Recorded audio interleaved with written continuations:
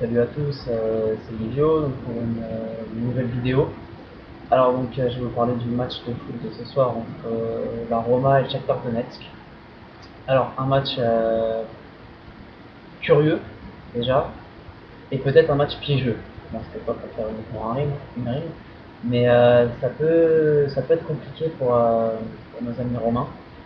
Alors le premier élément important pour moi c'est uniquement la reprise pour Shakhtar. Enfin, c'est même pas la reprise parce que le championnat ne recommence pas tout de suite. Mais bon, c'est leur premier match officiel depuis le 8 décembre, si je dis pas de bêtises, donc ça commence à faire plus de 2 mois. C'est quand même pas négligeable. Donc après, certes, ils enchaînent les matchs amicaux, je crois qu'ils en ont fait une petite dizaine. Mais bon, je vous apprends rien en vous disant que le match amicaux, on ne met pas la même intensité que dans un match officiel. Surtout là, huitième de finale de Ligue des Champions, au stade Olimpico contre la Roma. Ça n'a rien à voir avec un match amical contre Rosenborg, sans faire offense à Rosenborg bien sûr. Mais bon, ça va être autre chose. Donc, est-ce que nos amis ukrainiens sont prêts? J'en doute, clairement j'en doute. Est-ce qu'ils vont tenir 90 minutes? J'en doute encore plus. Donc ça va pas être simple. Ça va pas être simple pour eux. Mais d'un autre côté, est-ce qu'ils vont pas nous créer une grosse surprise comme ils ont l'habitude de nous faire depuis 3-4 ans sur la scène européenne? Pour rappel, ils ont quand même remporté la Ligue Europa en 2009, si je dis pas de bêtises. Ils finissent premier de leur groupe en phase de poule, devant Arsenal, donc c'est quand même pas rien. Je crois qu'ils finissent avec 15 points quand même, donc ça fait 5 victoires et une seule défaite. C'est impressionnant, c'est franchement impressionnant. Donc après, je me dirais, à part Arsenal, il n'y avait pas grand chose. Je crois qu'il y avait Braga et le Partizan Belgrade, et ils ont quand même tapé Arsenal. Donc c'est pas une mince affaire. Donc méfiance surtout du côté de la Roma, en lisant un peu des articles à droite et à gauche, en regardant quelques chaînes. Euh, j'ai l'impression qu'on mise tout sur Mexes. C'est assez incroyable, on mise tout sur le retour de Mexes, notamment en se fixant sur les 2 derniers matchs de championnat face à l'Inter où ils en prennent 5 et face à Naples où franchement ils ont été clairement débordés en deuxième mi-temps, ils perdent 2-0. Après oui, le retour de Mexes bien sûr il est très très important pour une défense qui est un peu en manque de repères. Mais après, je pense pas que Mexes va remplacer 11 joueurs non plus. Je sais que sinon, il y a vraiment un gros problème. Surtout que du côté de la Roma, il y a quand même 2 absences, on n'en parle pas. C'est l'absence de Pizarro, qui est pour moi vraiment le noyau au milieu de terrain. C'est lui qui ratisse un nombre de ballons incroyable. C'est lui qui oriente le jeu. Et puis aussi l'absence de Rolio Sergio dans les buts, quand même le gardien numéro 1 de loin. Bon, il va être remplacé à mon avis par Domi, mais c'est pas le même niveau. Donc certes, Sergio, c'est vrai qu'il a pris pas mal de buts, mais parce qu'il était vraiment laissé à l'abandon par sa défense aussi. Donc on ne peut pas non plus cracher sur un gardien qui, pour moi, a fait quand même pas mal d'arrêts décisifs ces dernières semaines. Alors, ensuite, ce qui me paraît important, c'est que il peut y avoir 2 phases dans ce match.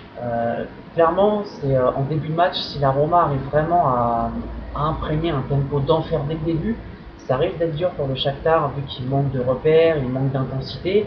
Ils peuvent être un peu perdus dès le début. Donc si la Roma arrive à en profiter, surtout avec des joueurs comme Mexes, Vucinic qui sont capables de dynamiter une défense, un joueur comme Borriello qui est usant physiquement, pour moi c'est un excellent avant-centre, c'est vraiment un joueur qui use une défense à lui tout seul. Donc si dès le début de match, la Roma arrive à enflammer tout ça, c'est vrai que le Shakhtar peut se retrouver très vite perdu. Et ensuite, il peut y avoir une deuxième phase, celle-là qui me semble beaucoup plus probable, c'est que dans le courant de la deuxième mi-temps, et surtout plus on va avancer dans le match, plus le Shakhtar va être grillé physiquement, ce qui est logique. De son côté, la Roma, ils sont en plein boom en championnat, donc physiquement, ils devraient être au top, normalement. Euh, donc c'est vrai qu'il y aura aussi énormément d'espace pour la Roma en seconde période. Donc quoi qu'il arrive, il peut y avoir plusieurs phases où la Roma soit amenée à marquer. Après, en ce qui concerne le Shakhtar, on connaît de mieux en mieux cette équipe. C'est beaucoup de Brésiliens. Bon, Eduardo, même si c'est un Croate, ça reste un Brésilien dans l'âme, je dirais. Des joueurs comme Jackson, comme Luis Adriano, les gens passent, il y en a tellement. Mais c'est une équipe un peu fofolle qui produit beaucoup de jeux et surtout qui calcule très peu. Et ça fait plaisir. C'est un peu à l'image d'un Zénith Saint-Pétersbourg ou d'un CSKA Moscou. C'est des équipes très joueuses. Et sans faire de jeu de mots, c'est des équipes qui nous ramènent un peu de fraîcheur sur la scène européenne. ça change des matchs fermés dont on avait un peu l'habitude de voir. Donc c'est une équipe qui, quoi qu'il arrive, se livrera. Ils joueront pas la montre, ils joueront pas le score. Ça, on peut en être sûr. Donc à partir de là, on va avoir un match très ouvert avec des buts. Et ça, c'est bien ça l'essentiel.